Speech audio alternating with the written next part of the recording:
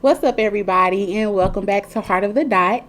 Today we are touching on very important subjects here in our Black community, such as depression in our Black men in the LGBT community, drug abuse, and lack of self-esteem in our Black culture. And to join me in our conversation today, I have Mr. DeJounte. He is on the phone with me because he is out of town right now. But he is a part of the LGBT community, and he was open to doing this discussion with us today. So we're going to jump right into it. DeJounte, how you feeling?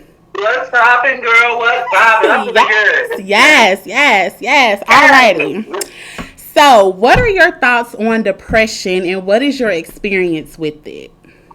My thoughts on depression in the Black community or in Black men, just how I feel, is that it's kind of at an all-time high now, especially with the millennials and Generation Z coming up after, just to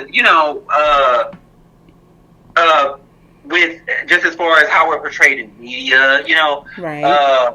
Whether it's how it's been showcased in hip hop or on the news where we see Black men being gunned down. I feel like that just seeing that and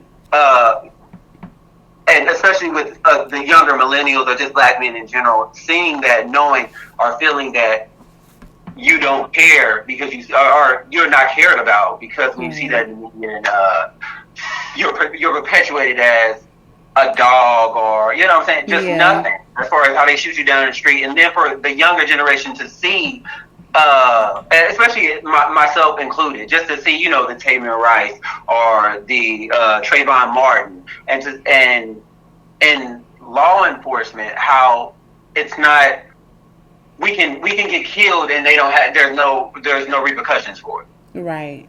And feeling like, what I'm saying, I feel like that there's a lot of things that plague when it comes to depression in Black men, just as far as whether it's how they're being seen or in the socio-economic system that they're in, whether they're in a impoverished community or otherwise. This is true.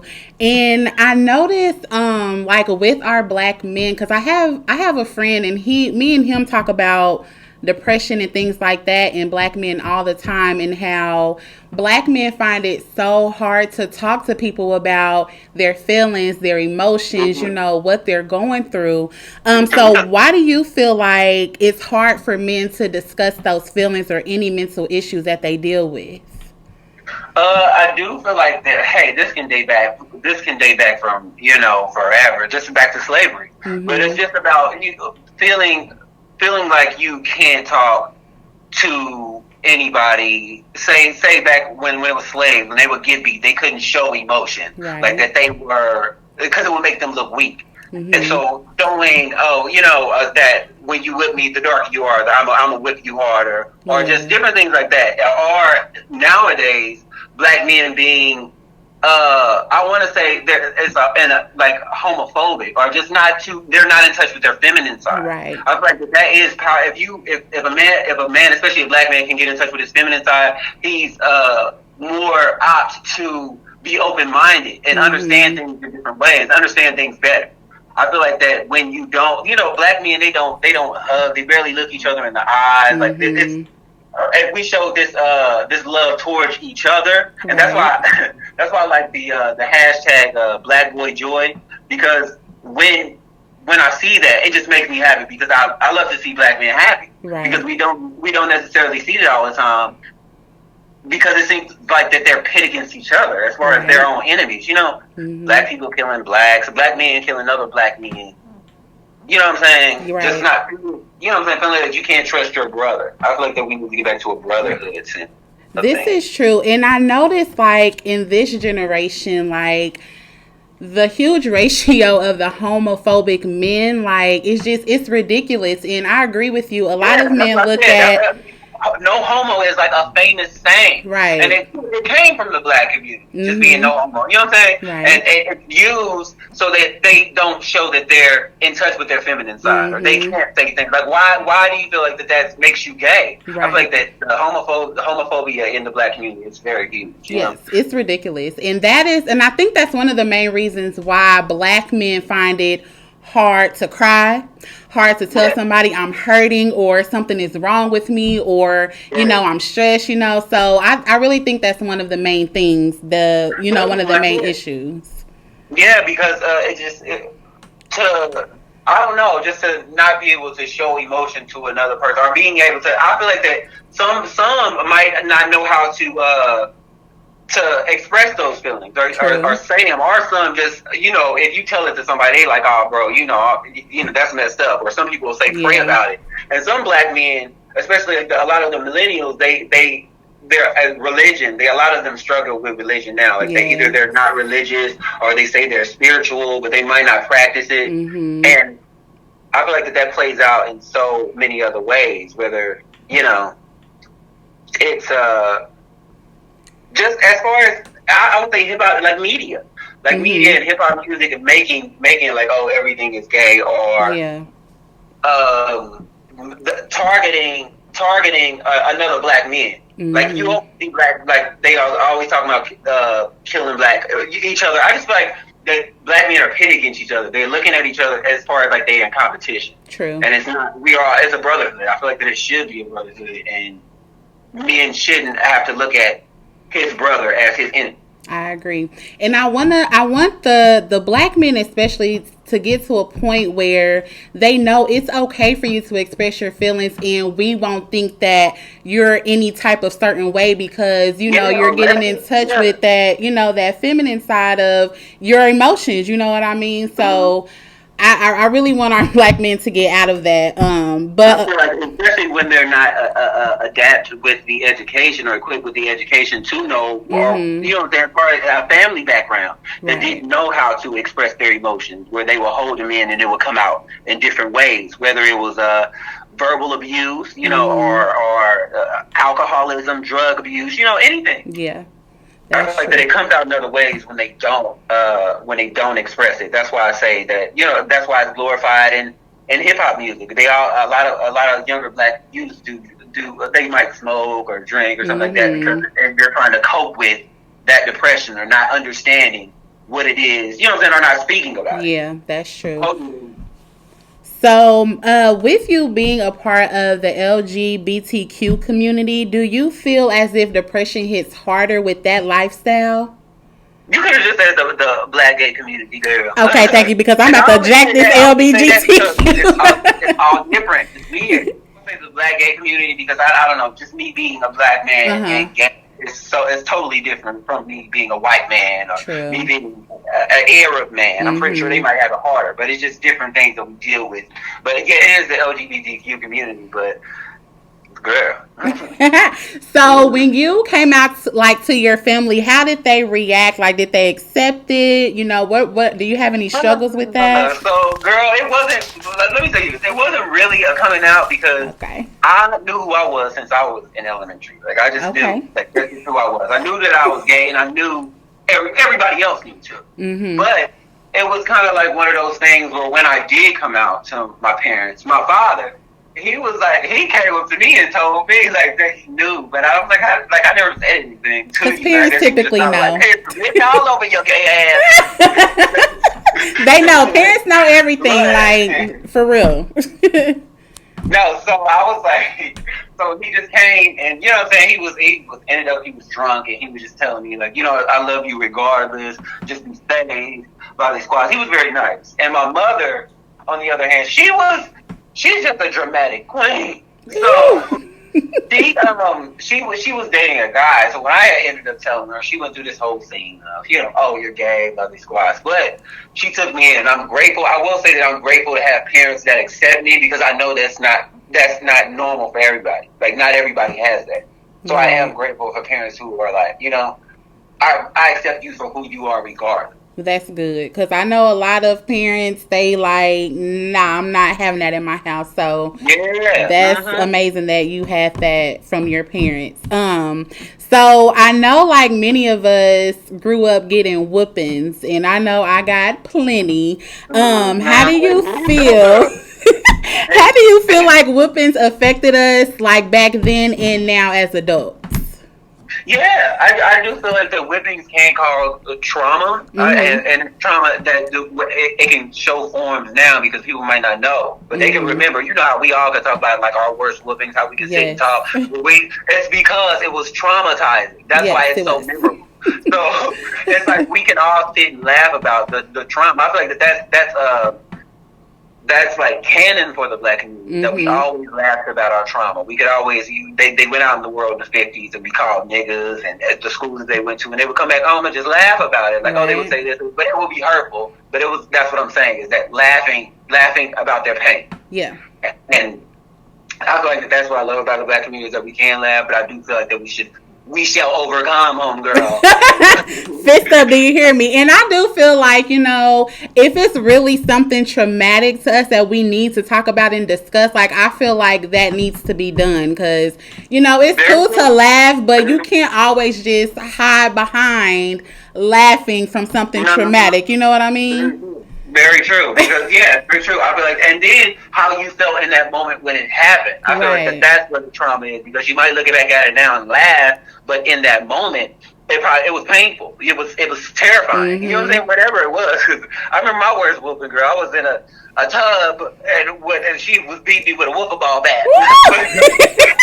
Oh, God. Wait, not a tub. Oh, my God. I was like, well, let me take Jesus. Listen, my worst whooping, my daddy said, pull your pants down. I'm like, I know this is about to hurt. He tore my butt up. When I say I didn't get in trouble in school no more after that, listen. Right. So bad. He was like, oh, no, I'm good. But that's why I feel like that why it affects us is just because, you know how white people don't whoop their kids, and they don't whoop their kids because they with niggas. You know what I'm saying? So exactly. Niggas, I shouldn't say the N-word. My apologies. But black people, I feel like what they got with, and they was like, oh, this got me in line, and they used it on their kids for generations. Till this day, it still echoes that. You know what I'm saying? Because it wasn't something that white people did to their children, but they did black people didn't care because they got it done to them, and it's about, you know what I'm saying? Like I said, the traumas and not knowing how to get it out, so it plays out in other ways. Like, as far as you will do it to your child. Right. And I just really hope us as the millennial generation, as we're having kids and things like that, that we can break that curse of picking up belts and whooping our kids. I mean, a tap is cool and things like that, but I just feel like it was a bit much getting a belt to your butt, you know what I mean? Some of us have to strip naked and getting beat with extension cords. Like, I really hope we break that curse of that. So as far as drug abuse, how do you feel like drug abuse has affected the black community? Oh yeah, girl, I was just about to go on that. But I feel like it affects, it was crack in the 80s, like the 70s, like it was put into our communities, all of the drugs, whether it was weed, whether it was crack, whether it was heroin, but it echoed because everybody knew somebody who was either a crack baby or somebody, a crack kid. Like, especially around my neighborhood. I'm not going to say every black person knew one, but what I'm going to say is that it was heavy, especially in the impoverished community. Like, when I was raised by something. I feel like me growing up in a house and seeing family members who was on drugs and not being the parent that they should be. Like, children should. I'm not my parents, thankfully, but just parents, whether it was a crack or weed or or what if they did alcoholism? I feel like that's big as alcoholism because they can turn. You know what I'm saying? That's heavy. Mm-hmm. That was heavy, especially in black men. It's alcoholism, and a lot of people don't talk about it because it's that trauma showing itself in other ways. But I had something to say. I tripped myself.